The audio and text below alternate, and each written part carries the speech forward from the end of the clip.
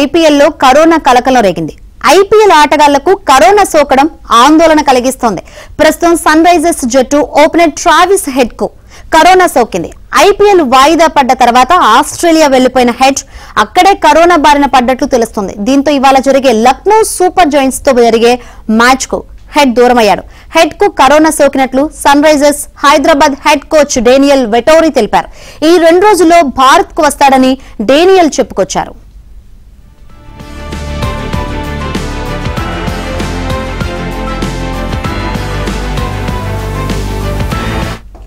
ప్రపంచవ్యాప్తంగా పలు దేశాల్లో ముఖ్యంగా హాంకాంగ్, సింగపూర్ వంటి ఆసియా దేశాల్లో కరోనా కేసులు మళ్లీ పెరుగుతున్నాయి. గత కొన్ని వారాలుగా కరోనా కేసుల సంఖ్య గణనీయంగా పెరగడమే కాకుండా ఆసుపత్రుల్లో చేరే వారి సంఖ్య కూడా అధికమవుతూ ఉండడం ఆందోళన కలిగిస్తుంది. కోవిడ్ కేసులు, ఆసుపత్రి చేరికలు, మరణాలు కూడా పెరుగుతున్నట్లు తెలుస్తోంది.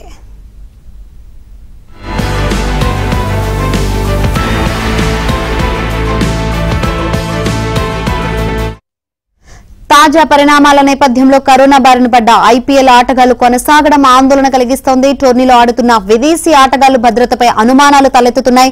కరోనా బారిన పడ్డ ఆటగాళ్లు వచ్చి భారత్ లో ఐపీఎల్ మ్యాచ్లు ఆడితే మళ్లీ దేశంలో కరోనా కేసులు పెరగడానికి కారణమవుతారన్న ఆందోళన వ్యక్తమవుతుంది. ఆసియా దేశాల్లో కరోనా కేసులు పెరుగుతుండటంతో ఐసోలేషన్ లో ఉన్న హెడ్ ను ఐపీఎల్ లో ఆడించకపోతే ఏమైనా నష్టమా అని, భారత్ లో మళ్లీ కరోనా కేసులు పెరిగితే బాధ్యత ఎవరిదనే ప్రశ్నలు తలెత్తుతున్నాయి.